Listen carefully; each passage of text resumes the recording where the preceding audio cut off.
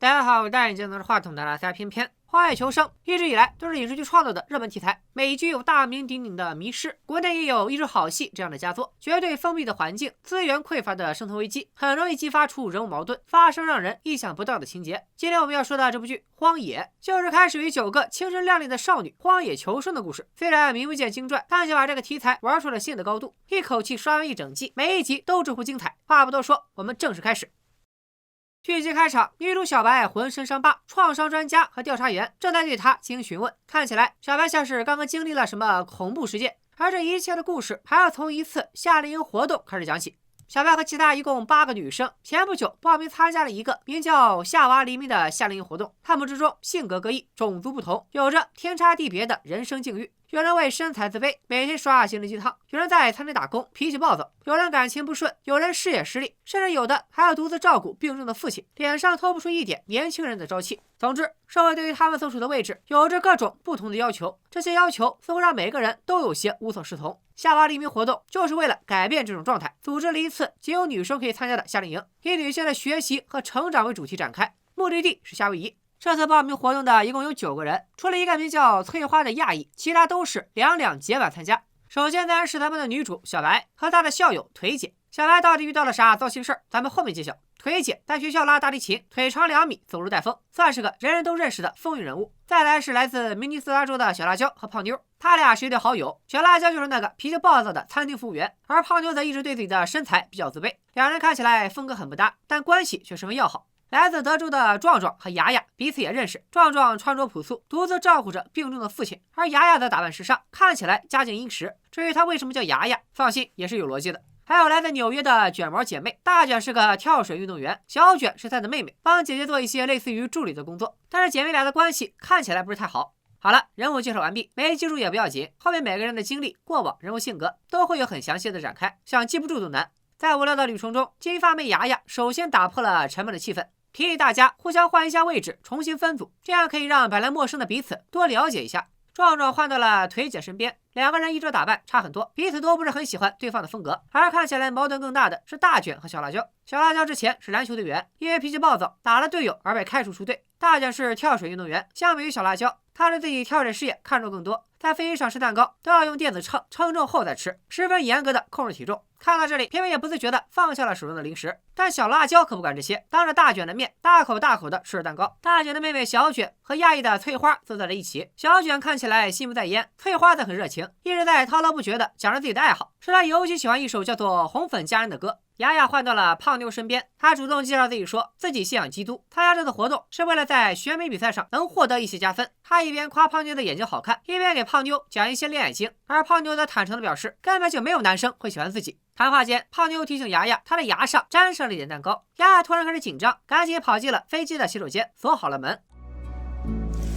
戴假牙是雅雅的秘密，她不想让任何人知道。可就在假牙清洗好的一瞬间，意外发生了，飞机开始了剧烈的颠簸，即将要坠毁。所有人都意识到自己可能已经走到了生命的尽头。基督徒雅雅冲出洗手间，跪地开始向耶稣祈祷。小辣椒快速跑到了胖妞的身边，紧紧抱住了自己的好朋友。腿姐开始疯狂痛哭，翠花把音乐开到了最大声，壮壮点燃了一根香烟，不再管世界的疯癫。大卷则把刚才用课尽量的蛋糕疯狂塞进口中，想要吃饱这人生最后一餐。而小白没有做以上任何事，他捧着一本书在读，恨不得把自己整个人都钻进字里行间。他满脑子都在想着一个男人，一个与这本书有关的男人。此人是2013年国家图书奖的得主，世界知名的作家胡子哥，也是小白难以释怀的人。因为一次作家分享会，小白与作家胡子哥相识，他对这个在台上充满自信、侃侃而谈的男人一见钟情。分享会结束之后，小白主动找机会开车送胡子哥回酒店，两人互相留了电话，从此开始了约会。但比较特别的是，胡子哥不喜欢使用智能手机，只用老式翻盖机，而小白则从来不把胡子哥的名字存进通讯录。他说这是很多女孩子都会做的事，最喜欢的人不会在通讯录里保存名字，因为如果存了名字，他就和通讯录里的其他人没有区别。女孩希望这个人足够特别，所以会默默记下他的号码，每次都期待着这串数字的出现。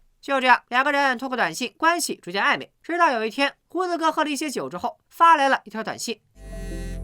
面对胡子哥的话，小白反复犹豫之后，告诉胡子哥，他2周之后就满18岁了，暗示胡子哥他们的关系到时候就可以更进一步。等到了时间，小白换上了好看的裙子，敲开了胡子哥的房门。小白邀请胡子哥给自己的书上签名，胡子哥不止给他签了名，还详细的在书上写下了只属于他们两个人的批注。这就是在发生危险时，小白一直盯着这本书不肯放手的原因。即使飞机坠毁，自己的人生已经到了末日，他仍然想要和自己爱的人在一起。好在飞机虽然坠毁了，但除了机组工作人员消失不见之外，9个女孩都落在了浅滩，平安的爬到了海里的一个岛上。运气最差的就是女主小白和亚裔的翠花，她们落在了离岛较远的地方，奋力挣扎，抱住漂浮物才保住了一条命。翠花的行李箱飘在小白身边，箱子里面响起了手机铃声。小白赶紧打开了箱子，掏出手机想要求救，没想到一个手滑，翠花的手机掉到了海里，再也救不回来了。翠花自己也很危险，跌落之后的摔伤造成了她内脏出血，目前已经生命垂危。幸运的是，2个人离岛并不太远，借助漂浮物还是回到了岛上。岛上的人虽然没有生命危险，但情况也不容乐观。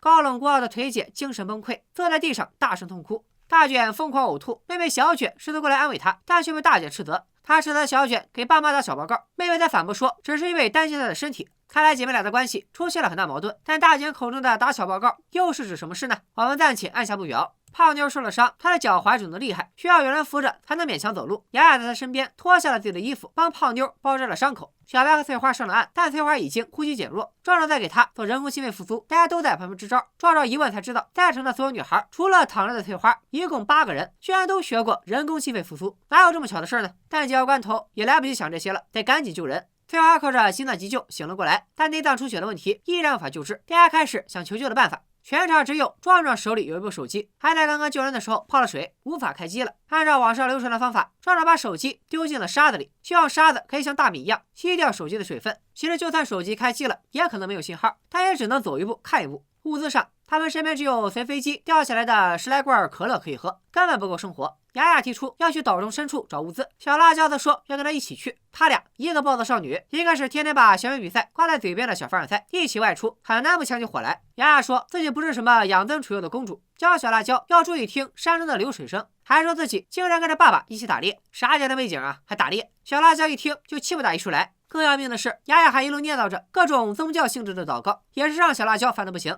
小辣椒不信教，觉得宗教都是被设计出来给人们洗脑的。他想要制止雅雅继续祷告，但雅雅依然念个不停。小辣椒烦归烦，他从没想过要真的伤害雅雅。他赶紧追下去道歉。雅雅受了伤也不再多说话，只希望小辣椒离自己远一点。看来这是吓着了。另一边，壮壮在海边发现了腿姐的箱子，你说巧不巧，这箱子还是防水的。但腿姐的箱子里并没有什么救命的物资，只有一些化妆品。壮壮还找到了一些小瓶酒，正在开心的分给大家。这时候，小辣椒和雅雅回来了。小辣椒本以为雅雅会向众人控诉他，但没想到对于受伤的事，雅雅只是笑笑，说就是自己摔的，完全没提小辣椒。突然，远处传来了叫喊，是大卷。他挖出了埋在土里的手机，发现手机竟然能用了。众人聚在了一起，大卷说了他的策略，手机的电量已经几乎为0，只能打1个电话，因为他们现在不确定自己在哪，甚至不确定自己在哪个国家，也不知道该打911还是119，所以必须争分夺秒，打给那个一定会接，并且一定会来救自己的人。小辣椒问大家，谁有一个能够背得下号码，并且足够爱你的人？这话问到了小白的痛处。有一个号码，小白是一直记在心里的，就是我们前面说过的胡子哥，但小白却没有拨给他，这是为什么呢？原来小白和胡子哥已经分手了，并不是因为胡子哥很渣，睡完小白穿了裤子就跑，而是因为小白之前欺骗了他。小白告诉胡子哥自己已经18岁了，但其实他刚刚过完11岁的生日，所以根本就没有成年。胡子哥是咋知道的呢？原来竟然有人把小白的出生证明直接寄到了胡子哥家，难道有人在监视他们俩，并以此威胁胡子哥？胡子哥好歹也是一个知名作家，这事要传出去，他不但要被全网封杀，甚至很可能面临牢狱之灾。胡子哥不敢再跟小白沾上一点关系，他让小白赶紧离开自己，并且以后永远不要再联系了。小白也是因为这件事和胡子哥分手后，情绪开始崩溃，每天捧着胡子哥的书走不出来。父母看他状态不对，才给他报名了这次的夏令营活动。所以遇到如今这样的状况，小白也在犹豫要不要打给胡子哥。其他女孩试着打电话给家人、教练、朋友，但都没有打通。轮到腿姐，则是电话拨通了，却一直没人接。此时，众人的注意力都在手机上，除了小白，没人看到一直不说话的翠花悄悄扭过了头。It's dead. She's dead. dead 这个词一语双关，既指电话彻底没电关机，也指翠花已经离开了人世。随着第一个死去的人出现，每个人的情绪都来到了谷底。似乎女孩们知道了，她们要面对的事可能比预期的更加恐怖。剩下的8个女孩埋葬了翠花的尸体，雅雅带头为尸体开始了祷告，而小白则唱起了翠花最喜欢的红粉佳人，剩下的7个女孩也都跟着唱了起来。你别说，8个女孩居然全都会唱。晚上，大卷提出明天要在周围的海里找飞机残骸，看看有没有无线电设备。小白马上提出要跟大卷一起去。夜里，几个女孩为了缓解压抑的情绪，玩起了喝酒游戏。游戏之后，小白、腿姐单独坐在了一起。他向腿姐讲了他和胡子哥的事情。腿姐和小白虽然来自同一个学校，但腿姐是风云人物，小白只是个小透明。两人平时也不算特别好的朋友，仅仅是认识而已。这次的荒岛经历，也让之前本就不是一个圈子的2个人彼此了解了不少。胡子哥的事，小白可以对腿姐讲，但跟夜里发生的另一件事，小白却从未跟任何人提起。小白直接扑到了坟墓前，用手扒开了白翠花的土，从翠花的尸体上掏出了一个手机。这可是救命的东西，手机还有电，但也马上就要关机。就在这危急关头，小白的直击操作可把我气够呛，他居然真的打给了心心念念的胡子哥。一听到胡子哥的声音，小白紧张的说不出话，胡子哥也没有给他说话的机会。It's over. I'm sorry.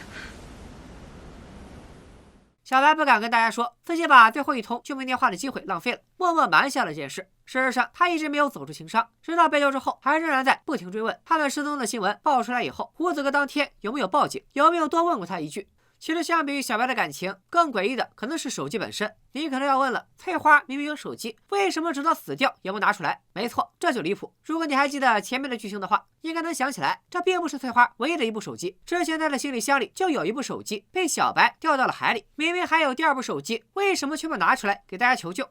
镜头一转，一个女人正满脸自信的从机场里走出来。她不是别人，正是这个夏娃黎明活动的发起人。之前在飞机上播放的宣传片里，她有露过脸。咱们以后就叫她夏姐吧。下属阿呆正在机场门口等夏姐，并告诉夏姐出了大事，翠花死了。夏姐回到了自己的总控制室，面前居然是满墙的大屏幕。镜头24小时不停地记录着岛上各个角落的画面。原来女孩们的一举一动都在夏姐的监控之下。是的，整个飞机失事的意外都是人为的。这个所谓的夏娃黎明的活动也根本不存在，他们从一开始就注定了不会飞往夏威夷，飞机的终点就是坠毁。而翠花就是组织潜伏在女孩中的卧底，所以她才会有2部手机，并且把手机故意藏起来。飞机失事时，她也不慌不忙，只是用最大声音听起了音乐。她死了才是组织的一次意外。但更要命的是，内鬼还不止一个。据夏姐所说，现在幸存的8个女孩中，仍然有组织的人，到底是谁呢？小辣椒和雅雅关系并不好，但在雅雅提出要去找资源时，却主动提出要随行。大卷似乎一直和大家格格不入。夏娃黎明这个名字充满着宗教色彩，会不会和信仰基督、一直祷告着雅雅有关？壮壮家里最穷，照顾父亲需要一大笔钱，卧底说不定能帮他赚到医药费。而且在飞机失事前，他还能淡定的抽烟。活着的几个人中，看起来胖妞最没有攻击性，但是否可能也和翠花一样，看起来最安全的那个，还是藏得最深的狼？这个神秘的夏令营组织又有什么目的？是在进行社会实验，还是一场策划已久的集体谋杀？又或者说，这帮人早就在坠机时死掉了？这个荒岛就是地狱，亚裔姑娘就是引路人？又或者飞机坠毁到了某个平行宇宙？剧情整体会往哪个方向走，让人完全猜不透。荒野的故事从一个荒岛展开，向着完全不可控的方向狂奔。之后的每一集都会对一个女孩的故事详细展开，每一个人的过往经历都会向观众一点一点地呈现出来。这集是小白的情伤，下一集就是大卷的困顿。交织之间，一个属于青年女孩的真实事件逐渐浮出水面，荒岛淘沙也将渐渐被推向高潮。想继续听我解说荒野的小伙伴，可以关注我的微信公众号“小偏偏说大片”，回复“荒野”订阅偏偏的最新专栏。拜了个拜。